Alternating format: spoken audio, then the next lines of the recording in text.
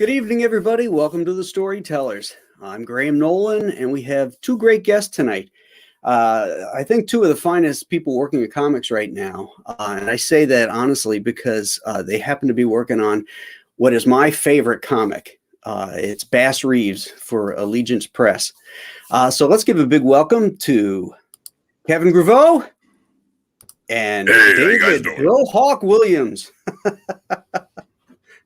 Hi, guys. Hey, how's it going, pal? Hey, how you doing, man? How's everything going? Good. Welcome to the Storytellers. So let's start off with what brought you into comics originally. What was that aha moment that you said, you know what, I want to be a storyteller. I want to write comics, or in your case, Kevin, some movie stuff. Let's start with you, Kev. Okay, well, to be honest with you, I never really wanted to get into the comic book industry. Not like most creators. I was on a completely different career path. I was studying genetic engineering in grad school. But before that, I was studying microbiology in undergrad at Howard University, and Spike Lee came out with She's Gotta Have It. And, I was so... I guess the right term was blown away by the fact that, this kid was able to do this movie on credit cards. That I said, well, wait a minute now. I didn't even know this was an option. You know what I'm saying? I mean, like all of us genre guys, we've all loved movies our whole lives. You know what I'm saying? Mm-hmm. But to actually do it as a career wasn't even, a thought in my mind. And, but it was too late for me because I was already about to finish up my undergrad degree and head into grad school. So I decided that I would congruently take genetic classes alongside of, television and film classes. And I got to tell you, by the end of the semester, I knew what I wanted to do for the rest of my life. And that just naturally led me to say, you know what, since I am embarking on this, trying to be a screenwriter, why not try my hand at trying to get into the comic book industry? What I didn't know, though, and this is unfortunate, that it is much harder to get into the comic book industry where there is virtually no money, than Hollywood, where there's goo gobs of money. It's kind of like a bizarro world that's upside down. Mm-hmm. And I still don't understand this day, but that was my, inspiration to get in. Interesting. You went from the path of science into the path of the arts. Exactly. Or to be more succinct, real science into science fiction, Yeah. There's that too. How about you, David?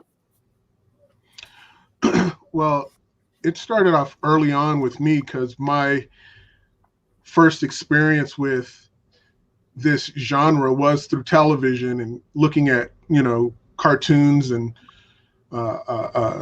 superhero shows. Was the George Reeves, Superman. My mom sat me down in front of the television, to be my babysitter for a minute, and I wasn't like a loud, obnoxious, had to be in everything type of kid. So you put me in front of there, I'm mesmerized and attentive. And when I saw Superman for the first time, I was just like, what is this? And I need more instantly.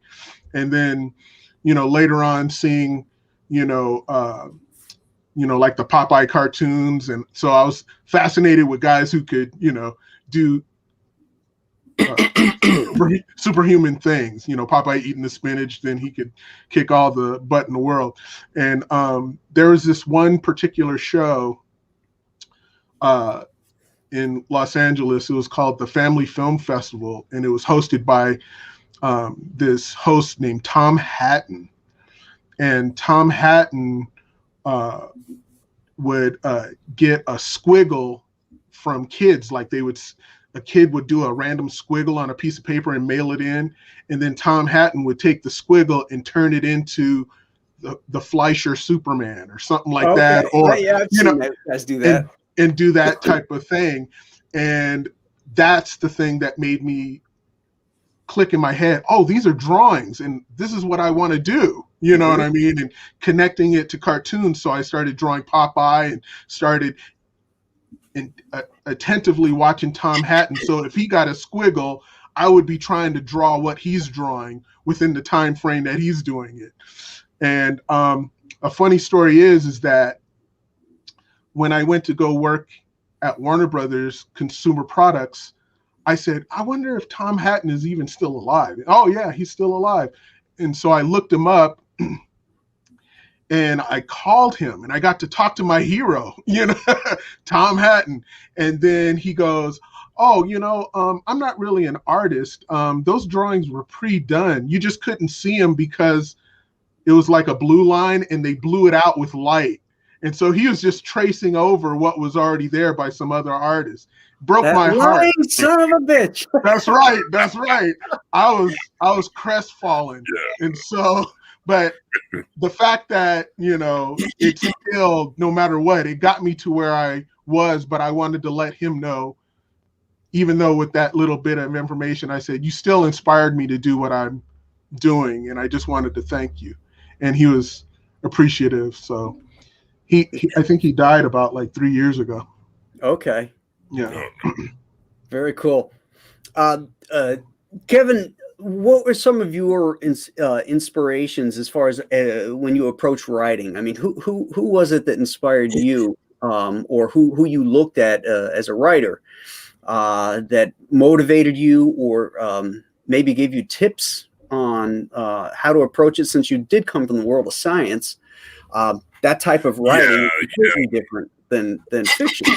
Well, you know, like I told you before, I got kind of a late start. So, you know, I would read mostly, to be honest, science Dr. books Seuss. growing up. Besides that,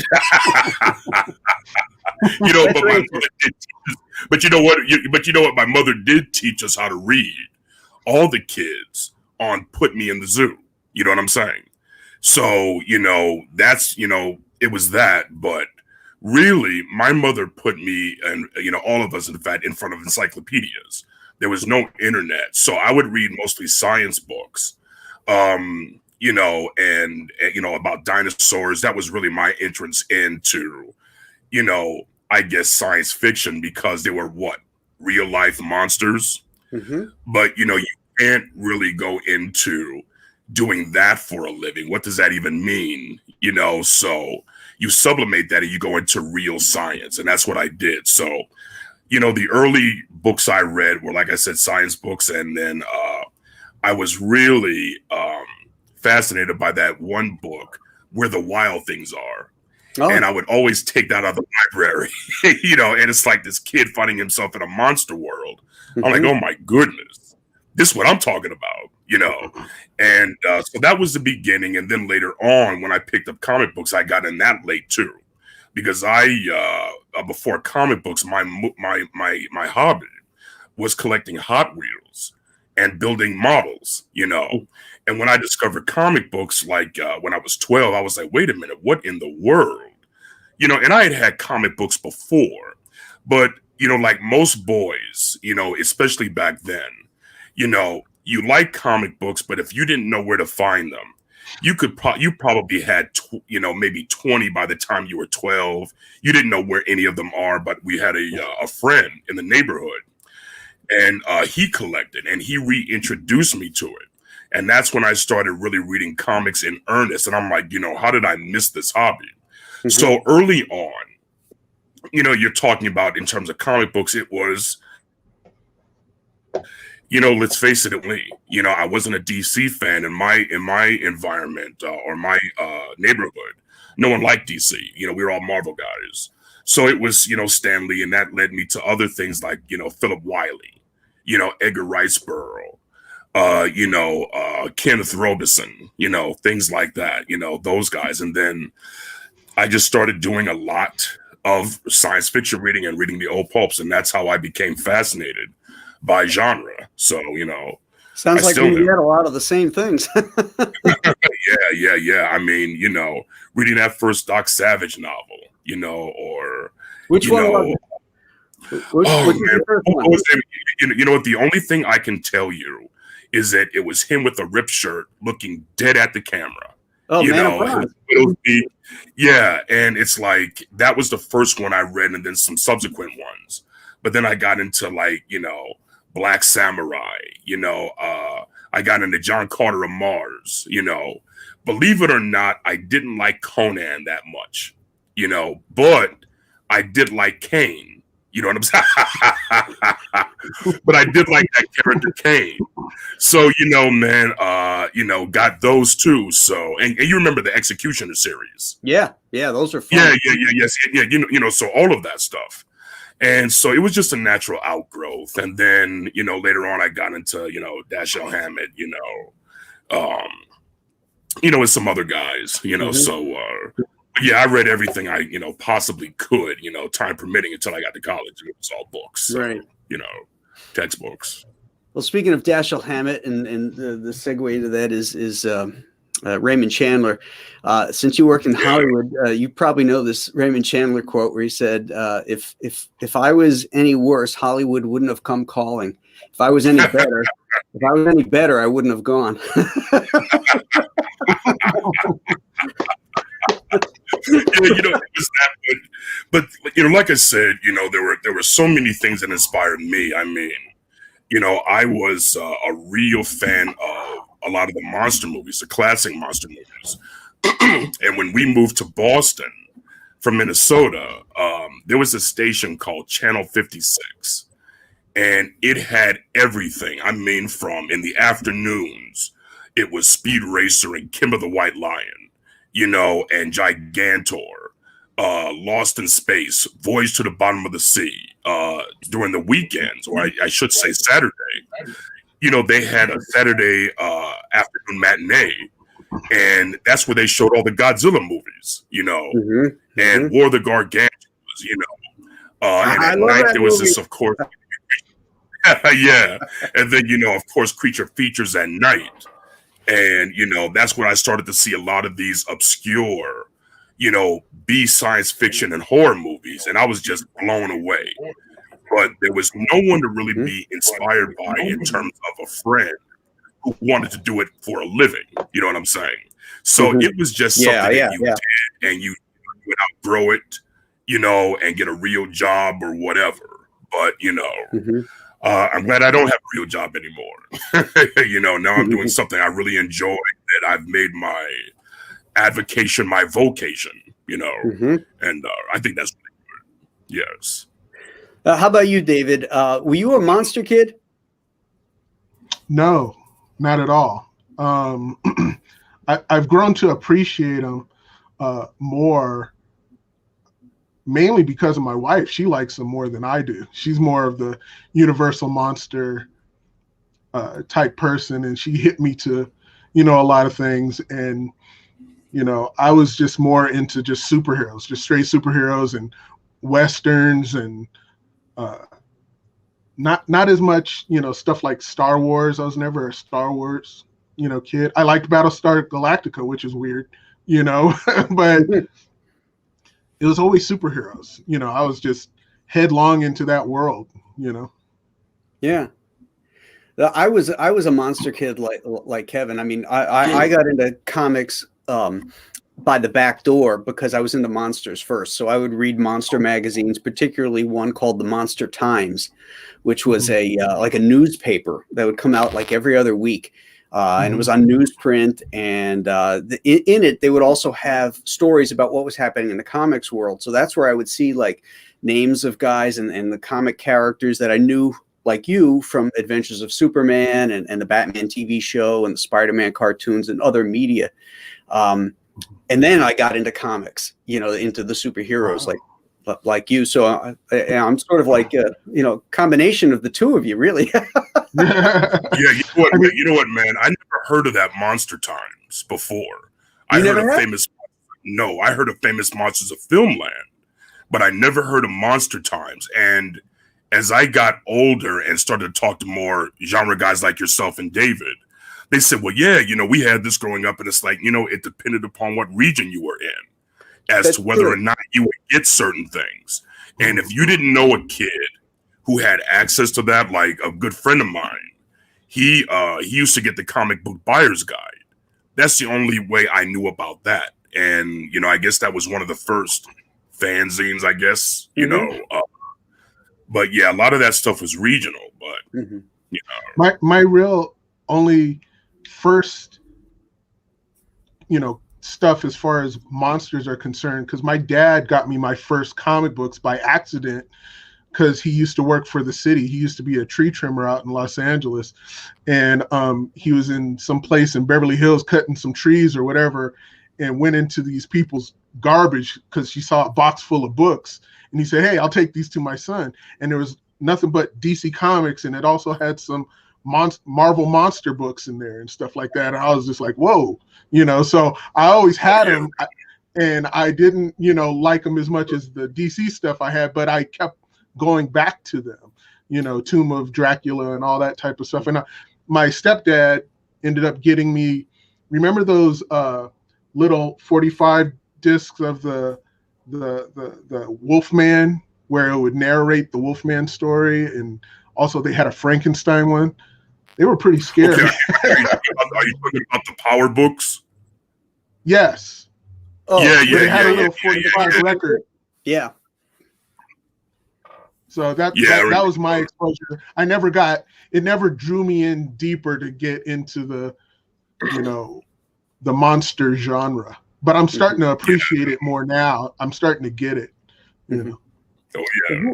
Who was your inspiration artistically, though, for comics? You know, when you decided you wanted to, you know, pursue drawing comics for a living.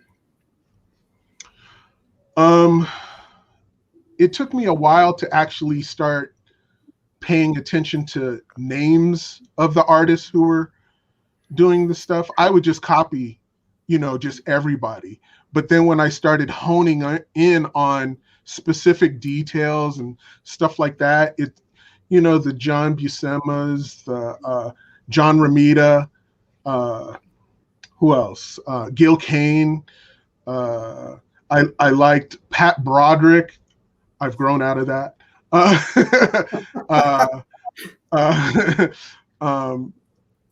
Gene Colan, not as much as his, but Don Newton, a lot. Oh yeah. You know, I was just like, oh. And then when I, you know, was trying to, you know, get in, I was just fixated, like, with Arthur Adams. Arthur Adams changed, like, my generation, everybody's life once he came onto the scene, and they're like, oh, I want to draw like this guy. So I became like an Arthur Adams clone for like a hot minute. And I used to try to submit art, you know, to the companies, and they're just like, oh, you're just a not so good Arthur Adams. And, you know, Arthur, I used to, you know, see him at shows. Man, I was probably about, I think I met him when I was 16 when I first met him, you know, 16, 17. And he used to entertain my zeal to draw, but he saw that I could draw like him. He said, well, if you're going to do it like this. He would take a little overlay and draw over it and, you know, get me thinking. And the thing that actually shifted me from that was Dave Stevens, and seeing his art. And then I would see him at shows, and he would say, hey, show me your stuff. And, you know, are you going to show your work to the companies? And I was like, yeah, I'm going to go show it. And he would be nice. And he said, well, maybe you might want to look at some of these other artists. And he would throw people like, hey, check out Steve Root, check out Alex Toth, check out, you know, he was hipping me to the stuff outside of, you know, the current pop thing, you know, to help me refine my figure work and my environments and backgrounds and all that other kind of stuff that I hate drawing, you know.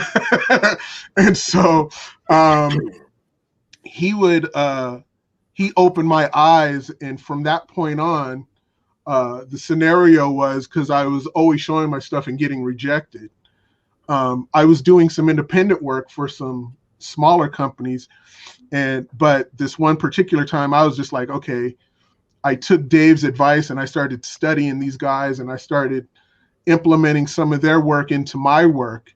And that's when my art changed, but I couldn't see it because I'm too close to it. Mm-hmm. And he goes, hey, what do you got? Are you going to show your stuff? And I go, no. He said, but let me look at your stuff anyway. So he took my portfolio, and he visibly saw a change in my artwork. It was like night and day. But he said, come with me. And he took my portfolio from me, and he walked it over to DC. Oh, wait, let me rewind. Before that happened, I said, okay, I'll go show. He said, hey, just go show Marvel guys, the DC guys. So I went over to Marvel, and I showed him the portfolio, and Tom DeFalco was the editor. So you're not there yet, kid, the stuff. And he was just, not seeing it. He wasn't having it. And that's when Dave Stevens took my portfolio and went over to DC, and he went over to Michael Urie, and I think Brian Augustine was there at this particular time. But he told Michael Urie, he said, if you don't give this kid some artwork to do for your company, I'll never work for you guys. And they immediately gave me some work that day on the spot at a convention. So nice. Whoa. And then all the chatter was going around. Oh, this kid got some work at DC. Oh man, he's going to be the next DC artist. And then it got back around to Tom DeFalco, and Tom DeFalco came over to me at my table. He said, let me look at this portfolio again. Said, oh, maybe we could give you like a backup story to try out. I was like, nah, I'm already working at DC. I'm good. I'm a working professional, Tom. That's right. So oh my God. That's how it all happened for me. But it was the journey of going through these artists and implementing their work into mine. Mm-hmm. What year was that? What year was your first? I think it was 88, 87, something like that. Okay. Yeah. That's cool. Oh, that's cool.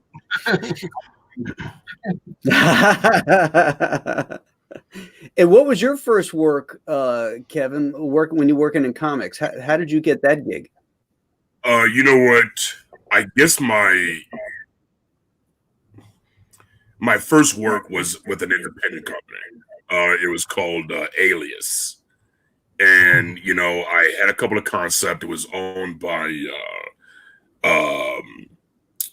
what was Brent's last name? But Mike Miller and somebody, and Brent, I can't even remember his last name now. It'll come to me. But they allowed me to do, what was it? I think it was 7 books, 6 IPs, and I did not know what I was doing at all. I just knew I had a couple of concepts. I thought it was advantageous for me to get them out in comic book form because, I just sold Underworld. In fact, I just finished Underworld, and I kind of saw how to merge comics and the film industry in terms of creating your IPs first. You know what I'm saying? Mm-hmm. I met a good buddy of mine. His name is Scott Sava. He just did this movie called Animal Crackers on Netflix right now. It was the #1 animated film in America for a time last year. And, I met him, went over to his house, and he showed me this book that basically had a synopsis of the IP, of the story, rather, and then a piece of artwork and character designs. And he said, essentially, when you have a screenplay, that is, there's no other way to put it, a stack of dirty typing paper. But once you add artwork to the pitch, it is now a property. So I saw getting into comics as a way to really merge the two and have ownership in what you create from the beginning. Because once you sell the screenplay, that's it. They own it. The studio owns it. That's it.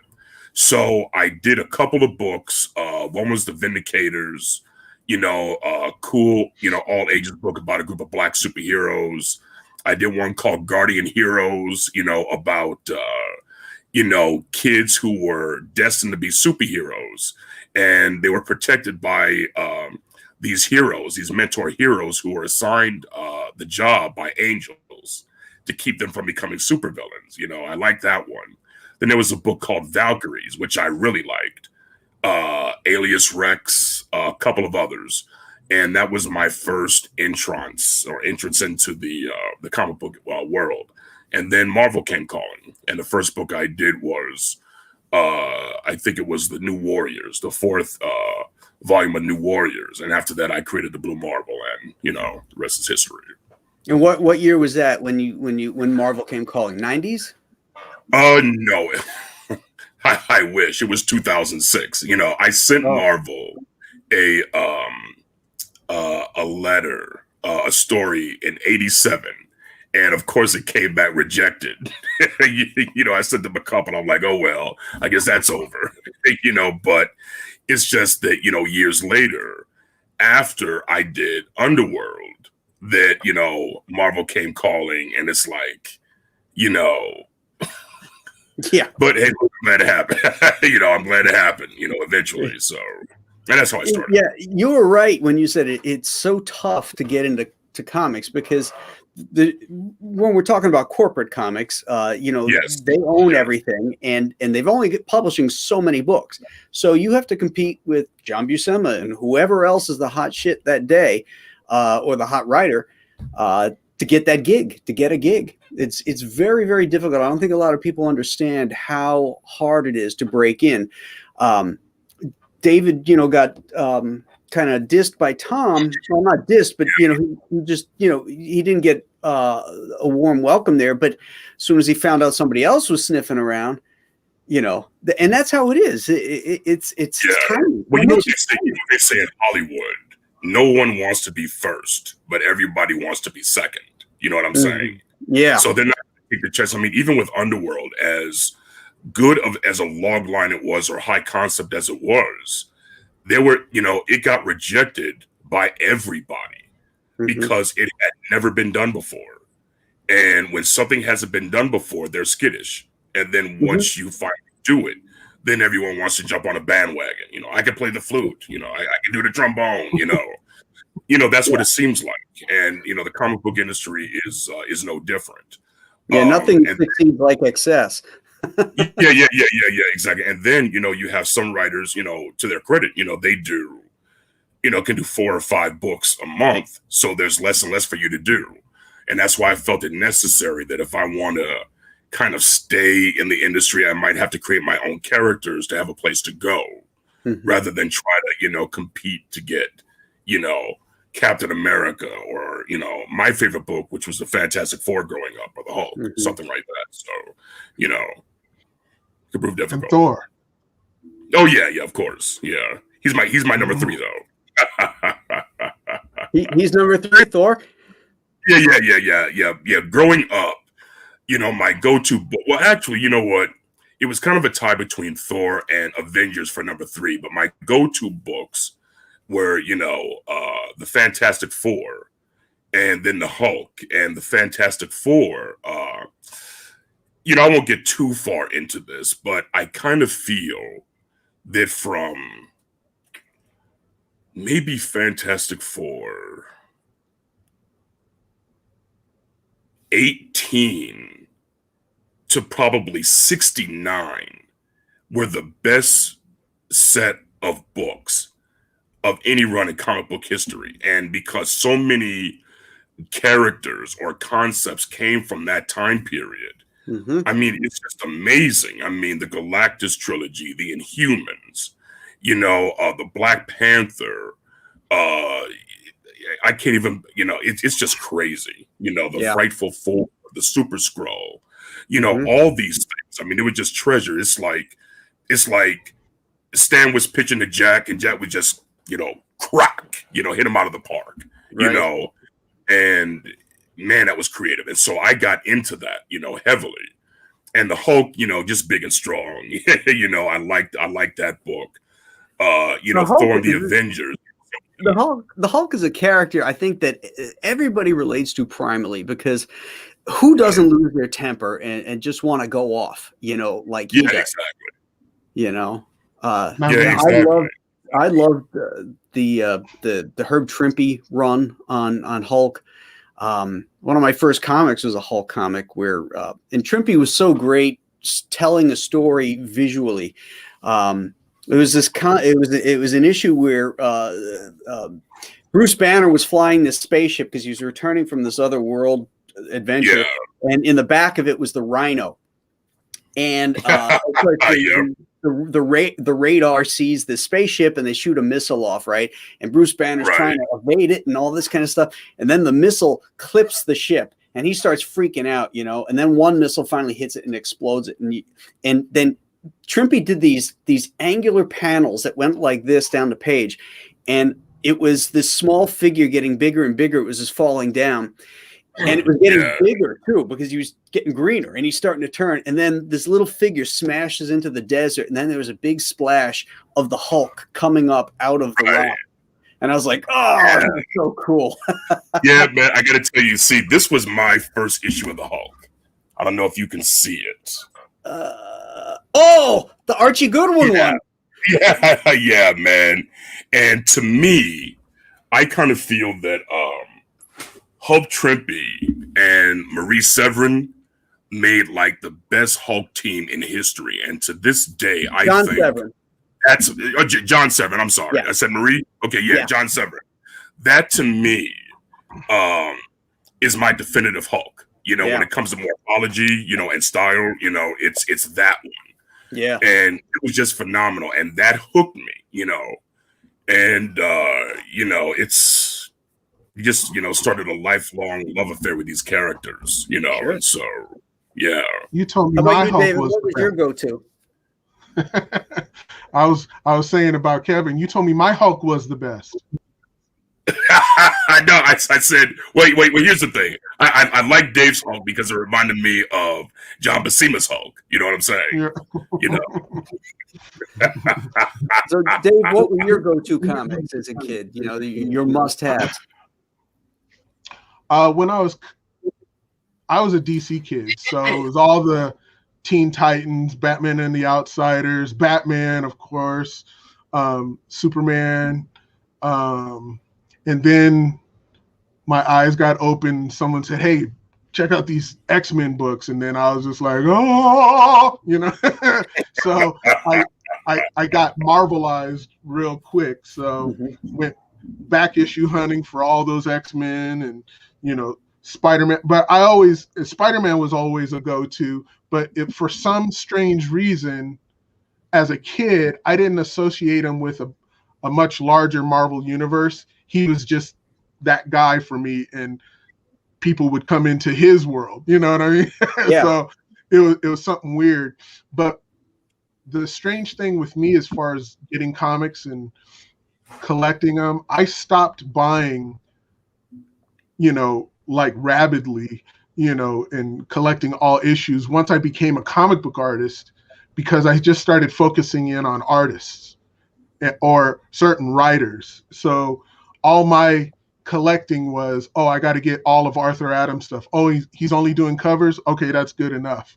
You know, or Mike Mignola, or, you know, whoever else down the line that I mentioned before. It didn't matter what book they were drawing. I mean, you know, Kelly Jones, when he did Dead Man, I was just like, this is it. This is the best Dead Man ever. You know, even though I still put Garcia Lopez's up there, you know, but once I saw what he did with it creatively, I'm like, oh, this is how we could bend the characters, how far we could bend them before they're not recognizable. You know what I mean? And, like today. Yeah, exactly. So I'm just like, you know,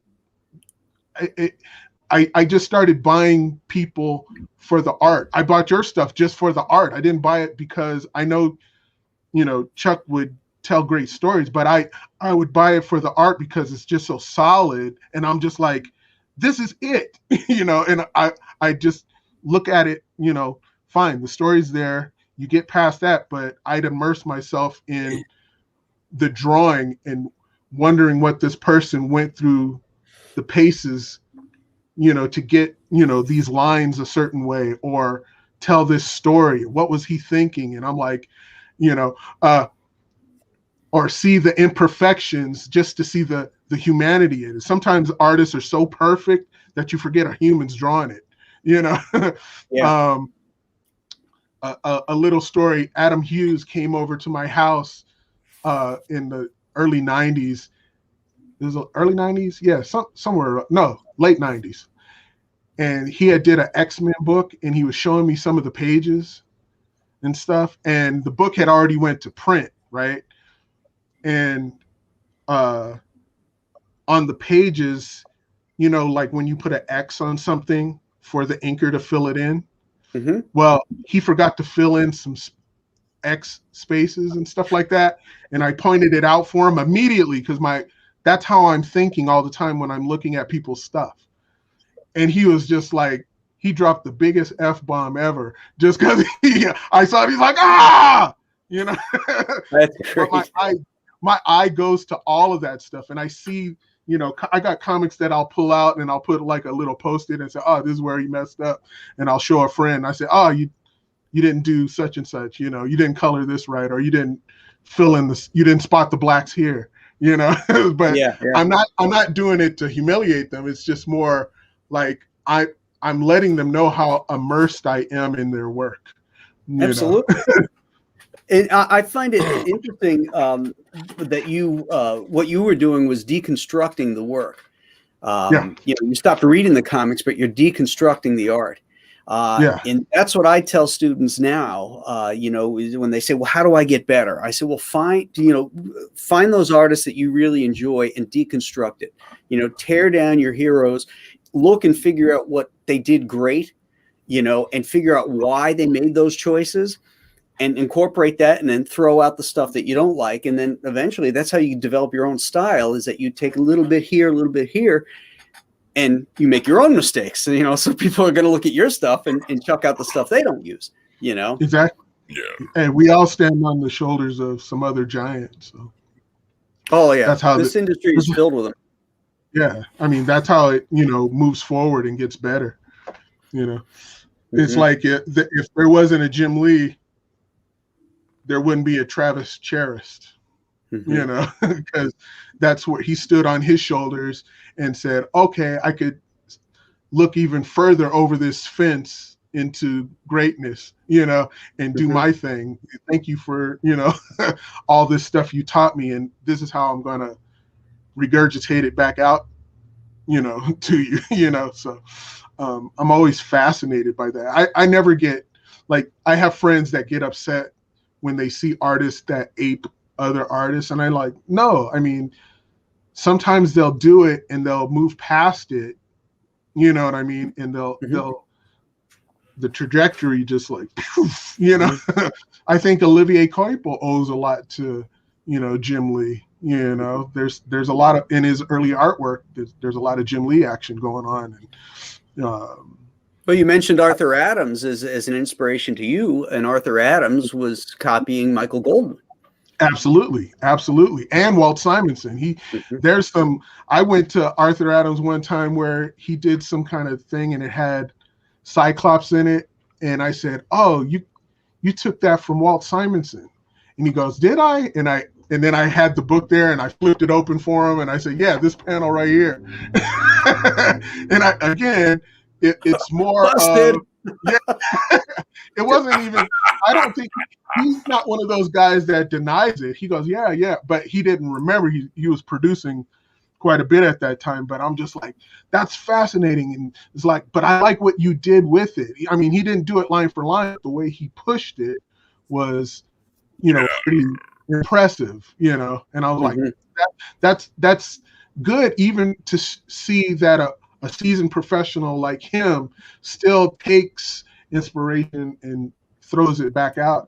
I mean, I've done that on some covers where you would know that I stole it from Jack Kirby because it was like some minuscule figure that no one would ever even think. And I said, oh, I'm plucking that and I'm going to make it this big. You know, it's going to be huge, you know, and it's in your face. but people just go, "Oh man, that's just awesome. It's a cool pose." And I'm like, "Yeah, it is." You know, I'm not taking credit for it. I know where it came from. You know, there's a great story. Phil Davis was the artist of Mandrake the Magician, the popular newspaper strip back in the 1930s. And of course, everybody was looking at Alex Raymond and Hal Foster back then. And Phil Davis ripped off a Alex Raymond horse for his strip one time. And Raymond was over at his studio one time, and he complimented him on his horse. And Phil Davis says, "Well, you should like it. I stole it from you." That's hilarious. I love that. That's great. But like you said, he was completely honest about it. You know, it's like, well, there's a lot of people that just want to get away with something, and right. I'm like, no, I'm not. Most of my art, especially in comics and in animation, I'm doing somebody else's thing. You know what I mean? Like if I was charged to do Wolverine covers, I'm doing it from this perspective of what made me like Wolverine. Oh, it was John Byrne and, you know, Paul Smith. So I'm trying to regurgitate a version of that, but through my pencil. You know what I mean? Or there's some Michael Golden aspects of it. All those things that I liked, I'm throwing into that cover. You know, because I want you to like it how I liked it. That's the whole point. Like it how I liked it. Well, here's a question for both of you. Have you ever had an assignment of something you didn't like, and you know you didn't like it, but you got the assignment and you turned it into something really good? I can tell you that there were directions that I had to go in based upon what something the editor told me. And, you know, I tried to turn it into something that I could stomach. You know what I'm saying? Right. Yeah. And, you know, I think I achieved that, but I was kind of upset because it was so far from what I wanted to do that should have been done, that I can't look at it without saying that, you know what, this was not the story I wanted to tell, you know? And, you know, but that's just the way it is. You know, it's like, you know, it's, you know, even with film, television, it's the same way. You know, when you are hired to do a job, you kind of have to listen. You know, you have to listen, and you try to find some way to make it your own and satisfy both of you. So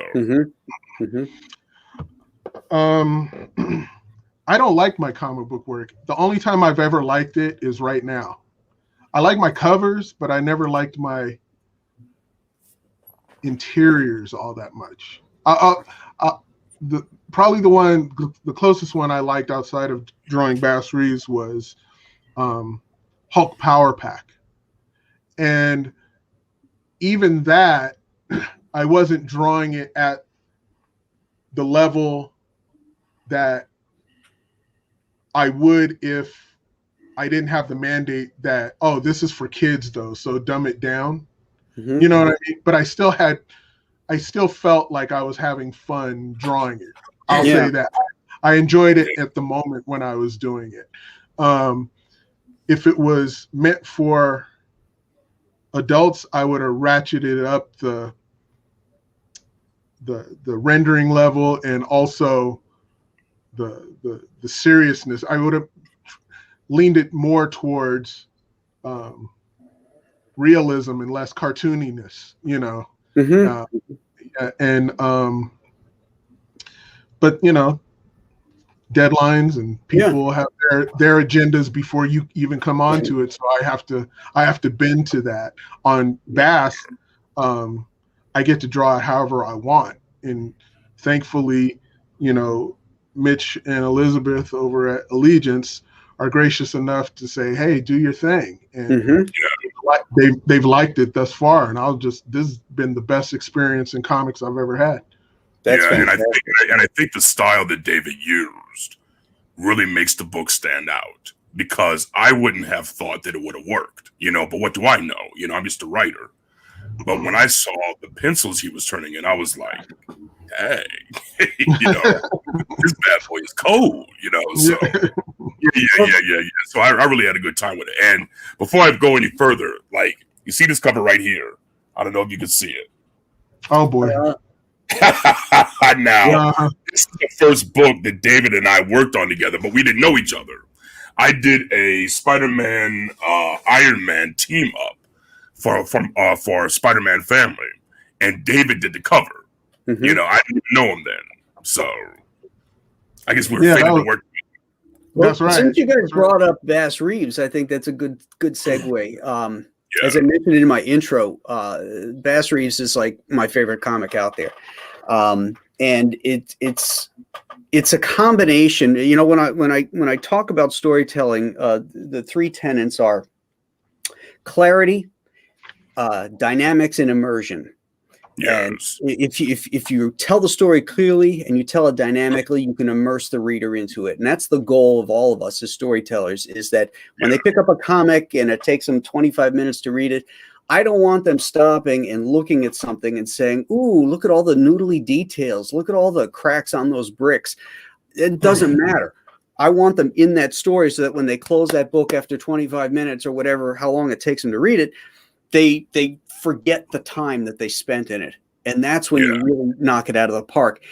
And Bass Reeves is one of those books where, because of the style of the art and the humanity in the writing, that it just sucks you into it. I mean, it doesn't look like a John Ford Western because of your style, but it so works with the story.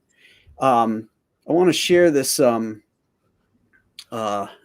screen here. Let's see. How do I do that? Oh, here we go.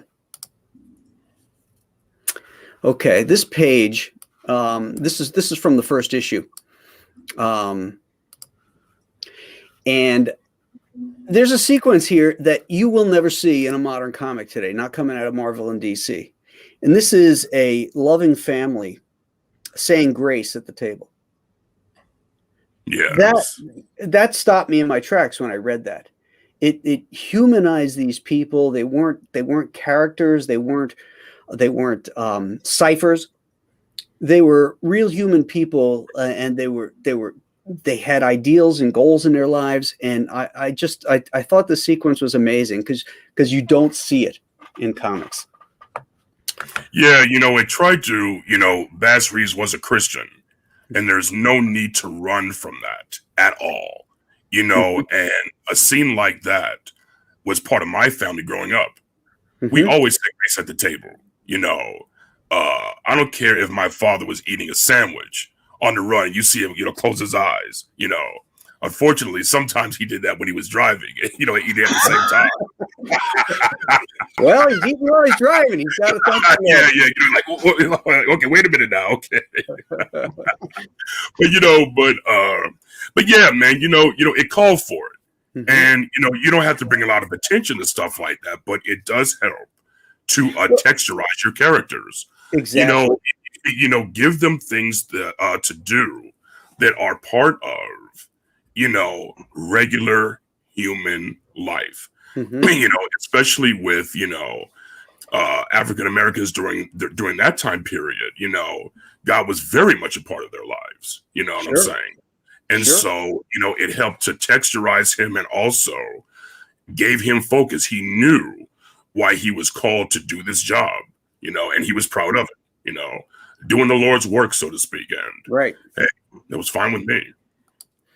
Here's another sequence that I really liked, where he's admonishing his kid because the kid was excited about the shootout that he had just seen.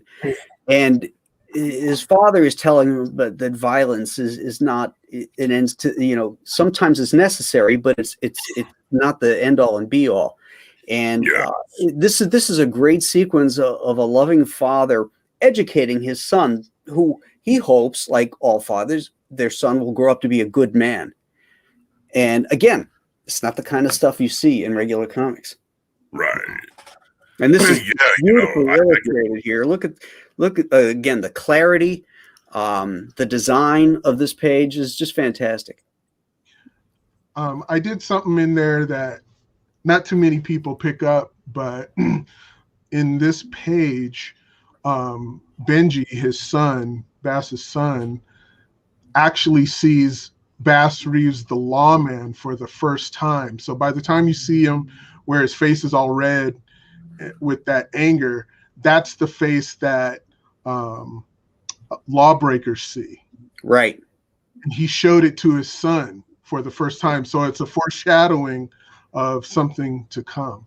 Mm-hmm. Between them. That's beautiful. Yeah. Which was brilliant. Yeah. I love this line here. Guns and obeying the law are responsibilities. They are not toys made for your pleasure. Do you understand?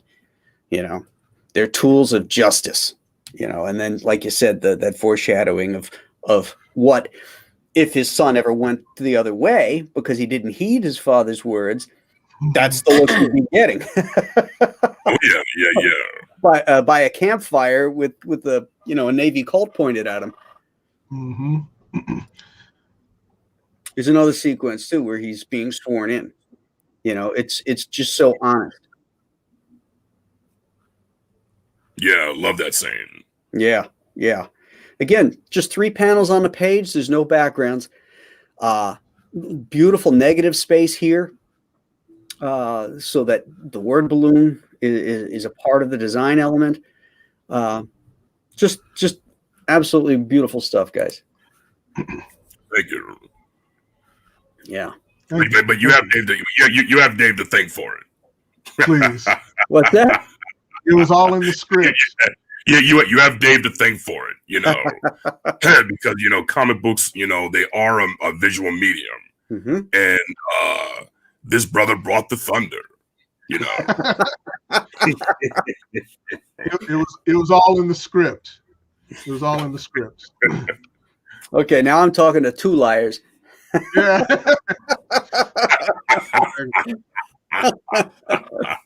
You guys can both take bows because the script is great and the art is great in this. That's for sure. And if you guys haven't read this book or any of the other Allegiance Press books, I suggest you head out to Walmart. It's the 3rd. There you go. Episodes. Yeah. They're calling here it is. He's already got his copy. Yep. Yeah, that's good stuff, kids. Yeah, great cover too. Hey, Moondoggy, thank you for that super chat. Oh, nice. Moondoggy has a question for you, Kevin. What was it like to play one of the coolest, most badass werewolf and underworld films? It was more fun than you could imagine. Writing, when you get to write a part for yourself in a movie, I don't think it gets any better than that. And, I've always been a werewolf fan. He wasn't my favorite monster. It was probably the Mummy. It was my favorite one. But, one of the things, Which one? Karloff or the Cheney Mummy? Oh, you know what, dude? I'm gonna have to say, the Cheney mummies, because now I will say this much: Karloff looked really good sitting in that sarcophagus. Oh yeah. But all you saw was his hand. Yeah. And man, I can't tell you how disappointed I was with the rest of the movie because I had seen the models before I saw the movie, so I'm waiting for the model to come to life on screen. And that never happened. I'm like, what's going on here? But and this is kind of weird, but I didn't see any of those other Mummy movies until the 90s. You know why? Because the Channel 56 affiliate in Boston, they didn't show those. And when we moved to New Jersey, WPIX never showed them, So it's like, well, wait a minute. Well, where did these come from? But I did see the Hammer film version of the Mummy, and that was good enough. You know what I'm saying? And I had the model. And so I was like, okay, this is great. But, the thing is with werewolves, the best werewolf I've ever seen was in The Howling. where they had a bipedal snout-nosed werewolf. Bernie Wright, the werewolf. Yeah. And I said, there you go right there. That's what I'm talking about. Now, the Bernie Wrightson one, that was in one of those Marvel magazines, wasn't it? Where I think it has something to do with Anubis and no, a guy. it was Swamp Thing. It was Swamp Thing. Okay, see, I never read Swamp Thing growing up. Yeah. That biped werewolf with the big snout and the haunches. Really? And he was gigantic looking as this guy was looking up at him. It was just freaky. Yeah. But that kind of werewolf is what I like. Mm-hmm. So, being on set, seeing that stuff, that was phenomenal. And then playing the character, that was really fun. So, that's great. I had a lot of good memories. Tell them about the part you hate, the spirit gum. Oh. Dude, you don't want to hear that, man. Sure. and that's a different movie anyway. Oh, okay. All right. Hey, Bob Dable. Man. Super sticker. Appreciate that. Let's see if we have any other super chats in here. I got to cover first. I feel like I've missed somebody. Oh, here we go. Yeah, Jay Lee. Kevin, thank you so much for your work on Underworld and how you put together your werewolf history. It helped me when I wrote my trilogy, The Steins. Okay. You're very welcome, sir. Very welcome, Mr. Lee. Awesome. Let's see if there's any more. I think that's all our super chats. Let's see if there's any questions for you guys in here. Hey guys, not weird at all. I grew up in the original Battlestar Galactica and Buck Rogers as well. Okay, so you're in good company there, David. Mm-hmm. Dr. Mask is still reading Doc Savage, The Thousand-Headed Man. Now, that's a good one. Yeah, I read that one. Yeah, that's got a cool James Bama cover as he's fighting that snake. Those Bama covers were great. Oh yeah. And I miss those bookstores.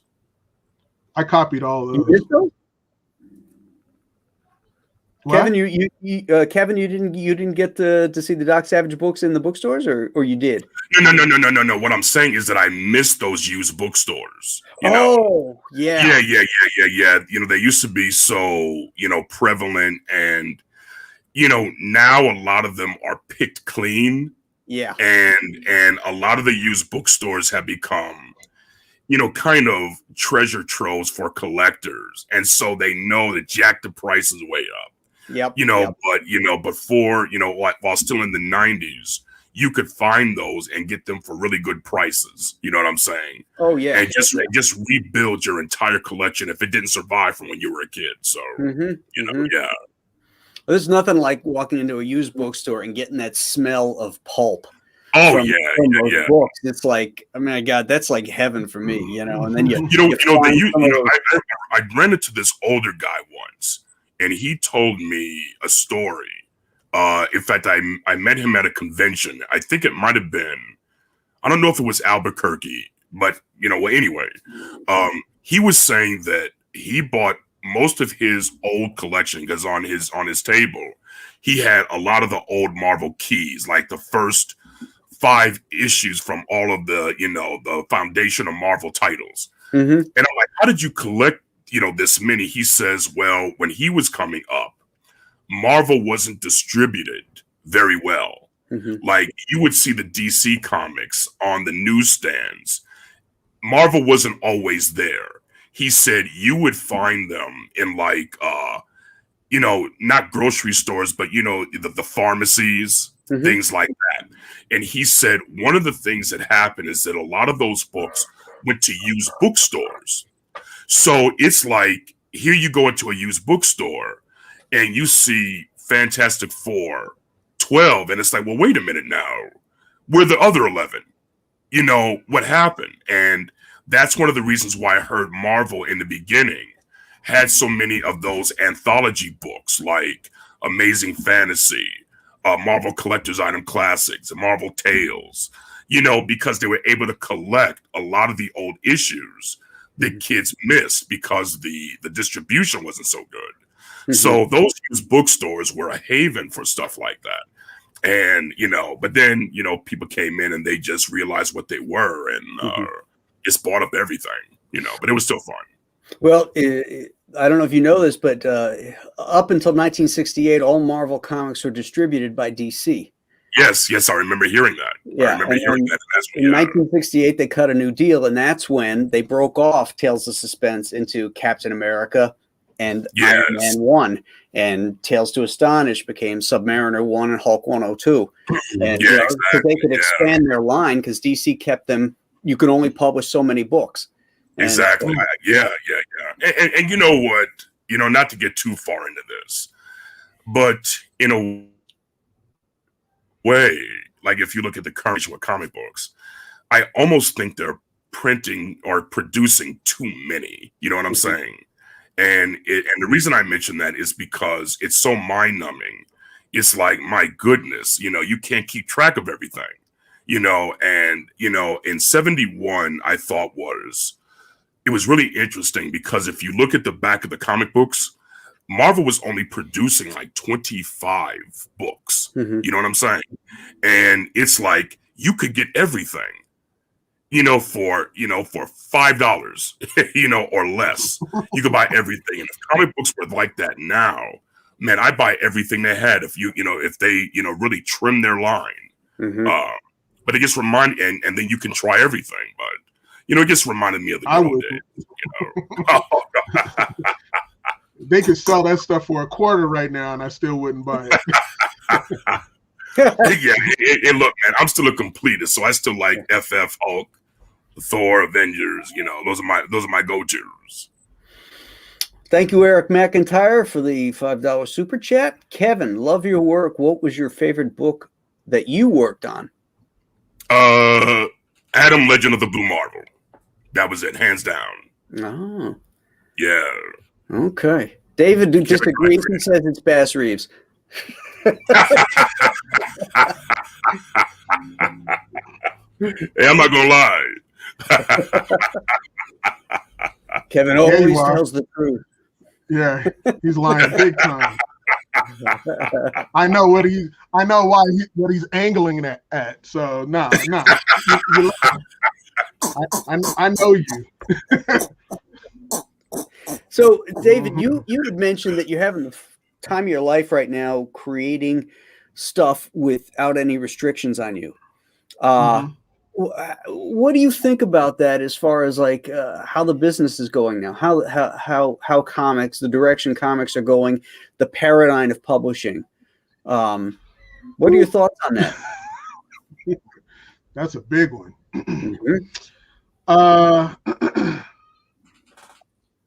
Man, that's a really, really big question.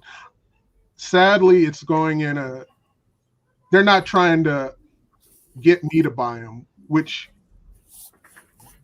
they should. They should want me to buy their product. They should want you, Kevin, you know, people our age, because we grew up with it and we did have a loyalty towards it, but they don't want to hear because they have a whole new audience that they're trying to get, assuming that they wouldn't like what we like, you know. And I don't think that's the case, you know, and they want to go down, you know, a certain direction. And that's where I have to just, you know, wash my hands of it and go, you know, let me create the things that I love and create it the way I appreciated comics, and hope that there's an audience that, young, old, and everything in between, will go, that's it. That's what I want. You know what I mean? Yeah. And so I think Kevin has that same mindset when he writes. You know, he's not trying to write towards the so-called popular curve, you know. He's trying to write from what made him love this stuff in the first place. You know, he's not trying to reinvent the wheel, you know. And it's comic books. All it is storyboards, you know, and we're trying to pervert it into such a weird thing, you know, to where it doesn't need to be. Just make it a comic book. Concentrate on the comic book, and all of the other stuff that follows may follow or may not. Just worry about that and tell the best possible story, and you know, that everybody could get into, you know, not just a niche of people. You know, I don't care about anyone's agenda. You know, the agenda should be of, you know, this, you know, particular character and the event that comes into their life and how they deal with it as a superhero or a sheriff or whatever it is. Or if you have a monster, and how you got to save your family from this monster, you know, whatever it is, you know, I don't need a lesson from people who are younger than me. In this game, you know what I mean? Because most of the people who are buying these books are our age or are within the range, you know. And I'm like, I don't need you teaching me anything, you know. Well, yeah, I mean, they say they're going for a certain audience, but that audience isn't buying comics. And the sales. That's what I don't understand, though. You know, I mean, and look, it is smart business to go after a potential larger audience. But at the point where they do not buy, now you have to reassess and say, okay, this isn't working. What are we going to do? Because look, guys my age, and I started collecting, you know, in 75, and I've been going to the comic book store religiously every Tuesday or Wednesday. It was Tuesday at first, you know, and it's like, you know, you're there, you're buying. I'm a completist too. So I'm going to keep buying. But at the point where you make me stop buying because, you know, you're going in crazy directions, or, you know, everyone, you know, all the main foundational characters have been replaced. Now I'm like, okay, what am I doing? Now I have no reason to buy. You know, if you had done maybe 2, and then the rest are the regular characters, and then the other guys come back, and then you go for another 2. Well, that's different. But I remember there was one time where all the foundational characters had been replaced. And it's like, man, now there's no reason for me to buy anything. And that can be the breaking point for a lot of people, you know. And I think that did happen, you know. So if you look at these comic book companies as drug dealers, and we're all junkies for this stuff, and then all of a sudden you start selling us Drano. Well, we're not gonna, after we see a couple of homies die off and we get a bad, you know, we're not gonna buy it. We're gonna go to some other place that's selling it. Yeah. You know? Or what happens? You wind up breaking the cycle of addiction, you know, and that's not good, you know, because you had a captive audience that would have never stopped buying, and then you change things too much. Now we're out. You're not bringing in new audiences. The books are cost prohibitive. You know, there are no more heroic figures. Well, you know, now you wind up creating your own competition, because those people are going to go elsewhere and find that a lot. That's why I think independent books right now are so much better. So much better. You know, Graham, what you're doing, you know, what Dave and I talk about doing a lot, you know, what Mitch and Elizabeth are doing. You know, I look at Image Comics. You know, with Boom, you know, and then, you know, my boy Rodney Barnes, what he's doing with Philadelphia, you know, these books kill. That's what I'm talking about. And, you know, the big 2, you know, they have the characters to do that. but it just doesn't happen like it used to, and it's puzzling, you know. Well, it comes down to big corporations buying the comic book companies and not giving a shit about the publishing end.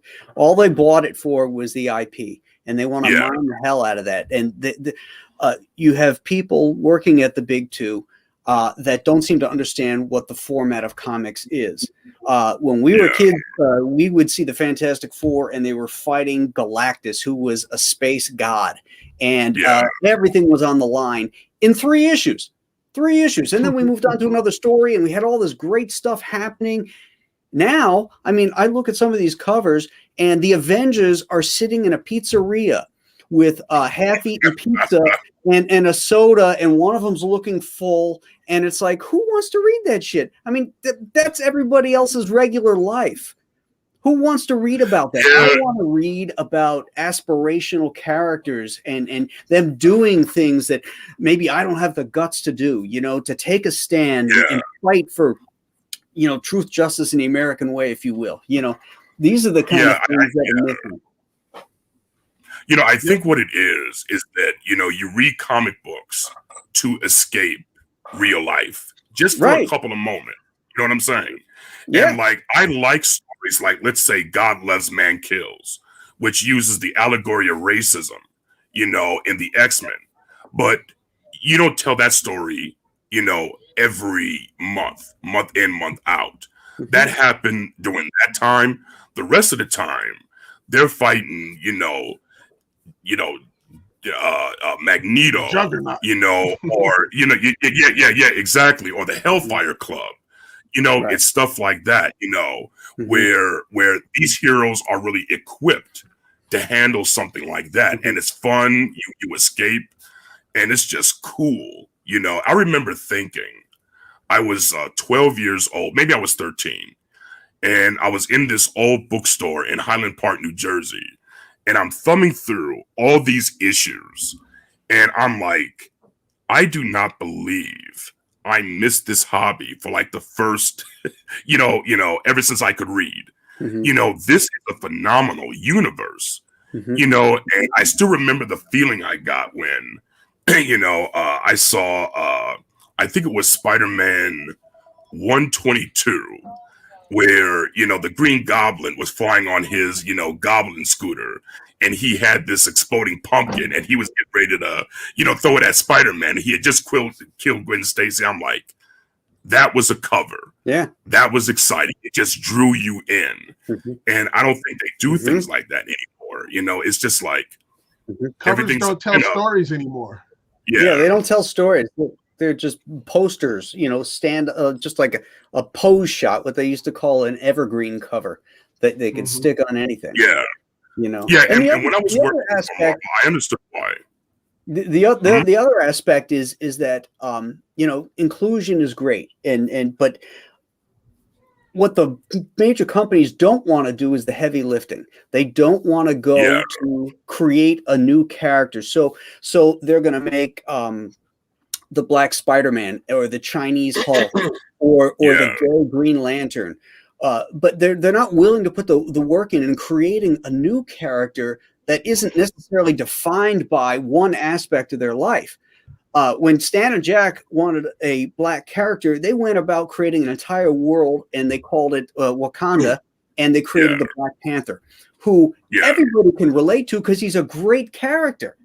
You know, they didn't hit you over the head with it and say, okay, we're going to make this other character, and we're gonna race swap him just because we think that it'll sell better. You know, and you know, I think Marvel. Yeah, I think Marvel, you know, was smarter for so long. I mean, a lot of that was done at DC, where they had like the families.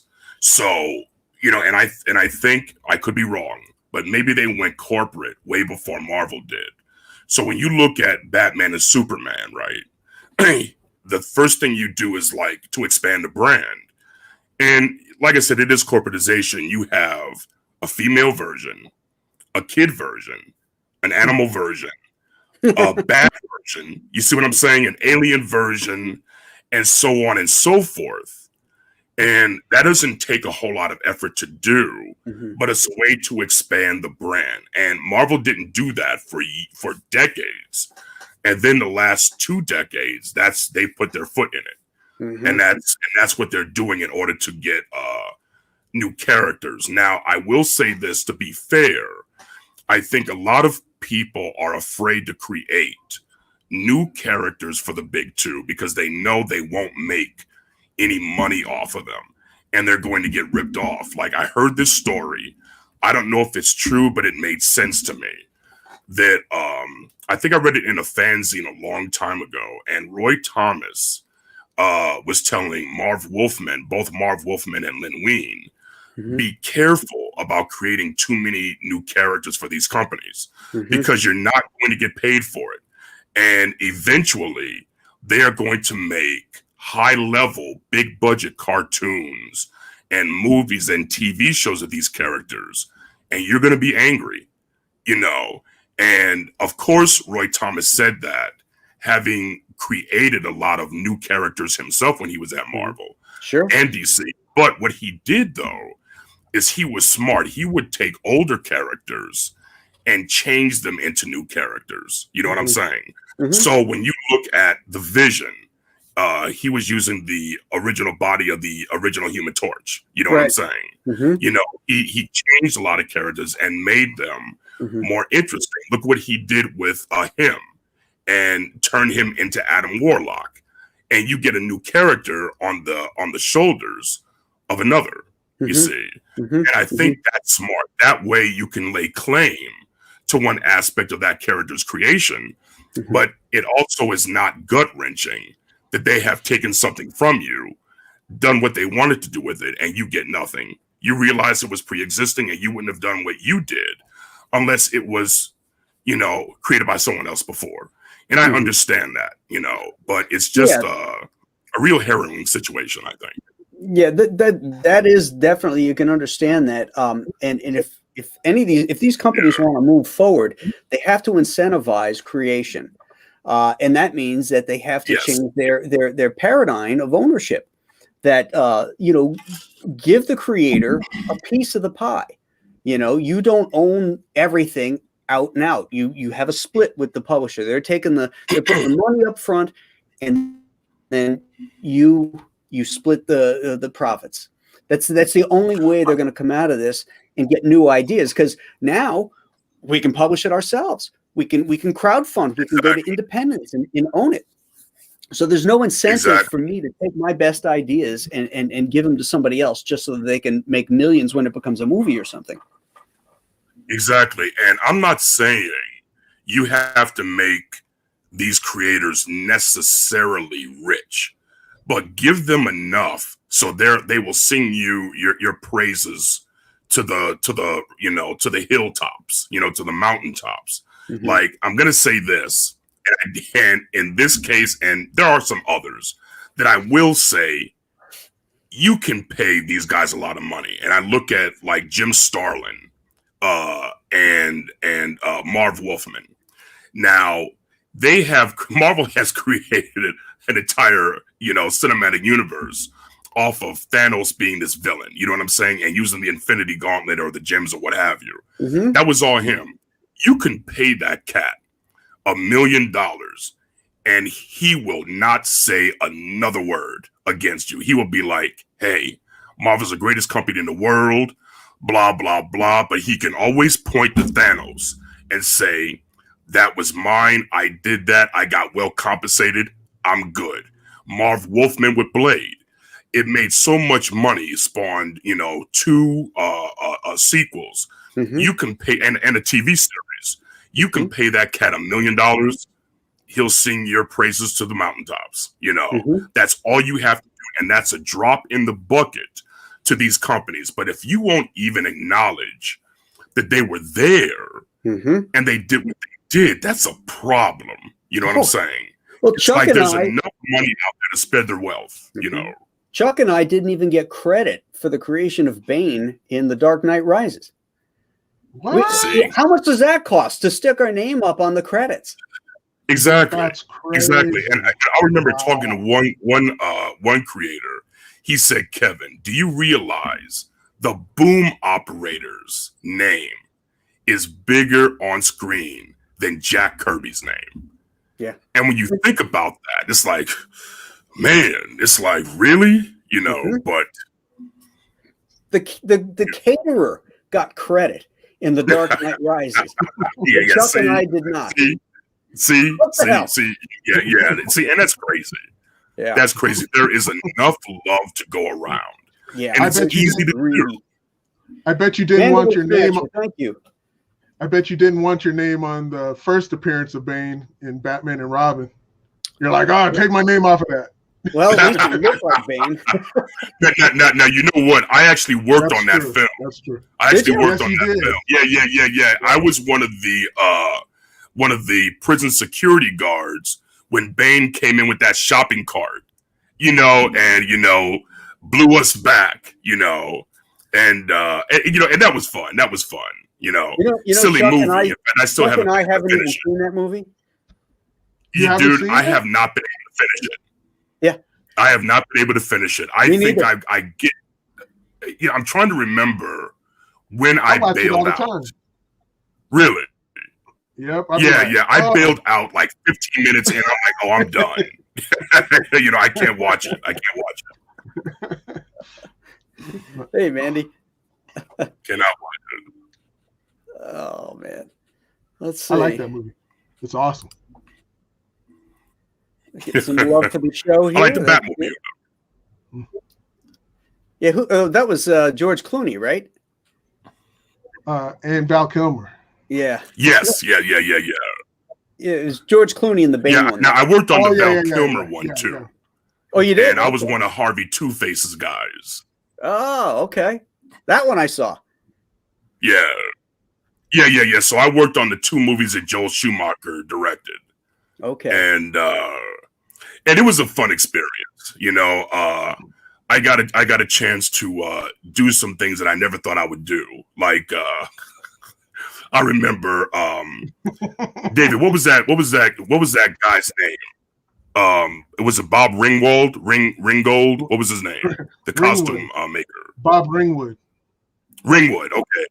So I remember him bringing the rack on set with all the Batman costumes. Okay, so he went off somewhere, and I looked around, and I snuck under the the tarp and felt the Batman uniform, and I'm like, okay, so this is what it feels like. I can touch it, Touching it all up. Did you touch the Hey, look, Batmobile? man. Yeah, you were tweaking the Batman. Tweaking the I don't think so. But man, Oh, I love this look, man, I uniform. tried to, man, I tried to touch as many props as I could.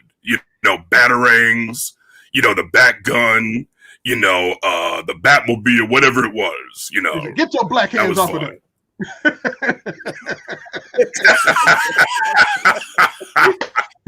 What you doing over there? Oh my goodness. That's funny. That's funny. Everybody's typing Oh, in Batman. man. Yeah. Oh yeah, really. Kevin, you should be a Really? voice actor as a villain. I would love to have a bourbon with you or two with you. And Graham, I backed your last two books, a la Buffalo. Excellent. Thank you, Bree Guy. Appreciate that. Thank you. Kevin does a lot of voice acting. Do you? Yeah, I did the voiceover for Black Beetle on Young Justice. Oh, okay. Okay. Yeah. And I also wrote an episode of Young Justice recently too. In fact, they recorded my episode right before the pandemic hit and they closed everything down. Has it aired yet? That No. I don't know. Oh, That I don't know. Not yet. I think my episode is in season 4. Okay. Yeah. Young Season 4. Justice had one of my favorite Bane iterations because he looked like my design, and then they got what's the guy's name? Machete. the guy who played Machete. Oh, I know who you're talking about. Yeah, I can't think of his name. Oh, you're talking about Danny Trejo. Danny Trejo. Yes. Danny Trejo. Yeah. He was awesome. He had the Latino voice. Oh yeah. That gravelly, scary as shit sound. He was good. Oh yeah. And he's a cool guy too. I met him on a movie we did called The Prey. About 3 or 4 years ago. Yeah, great guy. He's a lot shorter than everybody thinks, I think. Yeah, but he casts a long shadow. Yes, yeah, he's got that gravitas, Yeah, exactly. He got that presence. I remember him in Breaking Bad when his head was on the tortoise. Did you ever see Breaking Bad? Oh, yeah. Mm-hmm. You know what? Okay, now you know what? I saw Breaking Bad, but I don't remember that part. Oh yeah. He gets killed, and there's a stakeout, and there's this tortoise walking towards the stakeout, and his head is on the tortoise. Yeah. That was one of those. Oh man. Great stuff. Yeah, that was crazy. Great stuff. All right, guys. Everything. We're coming in on about an hour and a half here. I don't want to tie up too much of your day. I want to thank you guys for coming on and telling us about your career. Thank you for having us. Thank It you. was great. It was great. I hope Bass Reeves just kills it for you guys. And do you have anything coming up that you want to plug? More Bass Reeves. I got a couple of things cooking, but I can't mention anything right now. Okay. So you got irons in the fire. Yeah, irons in the fire. I am directing a film this fall called King of Killers.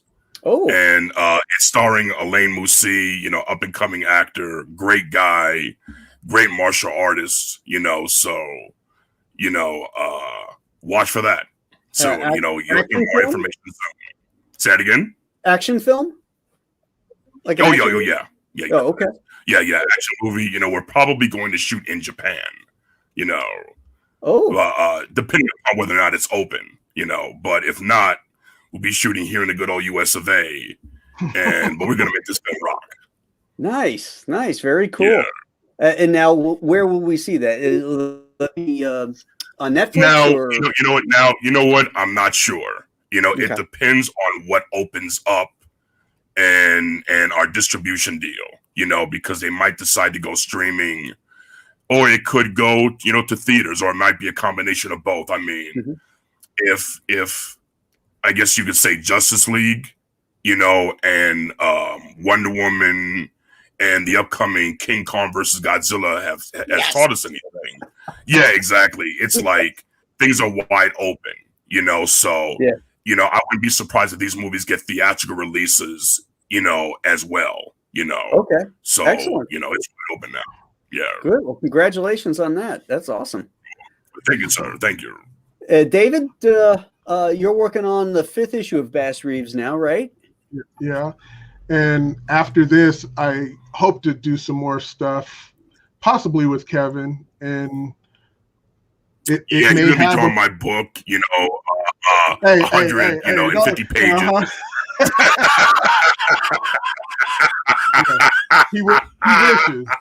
He wishes.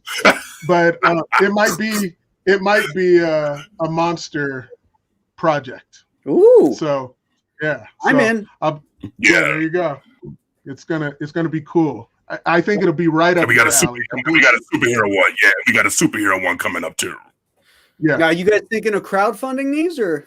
Yes, absolutely. Well, I don't know about Kevin's, but mine for sure. Yes. Excellent. That's the way to go, brother. Yeah. Yeah, that's what they tell us. Yep. You got to have me back on your show so I could get those numbers up. Well, definitely. You guys have an open door here. You guys want to come on and promote stuff, you let me know. We'll have you on. Cool. Yeah. Okay, that sounds good. All right, guys. Much. Thanks so much. Hey, everybody in the chat room, thanks for stopping in. Thanks for the super chats. I really appreciate it. This Saturday is Saturday Morning Western Roundup, and we're going to be talking about John Ford's Stagecoach. So tune in for that. Still working on a guest for next week, and I'll announce that as soon as I got that locked down. So until then, Okay. thanks for tuning in, gang. Bye-bye. Okay, so thanks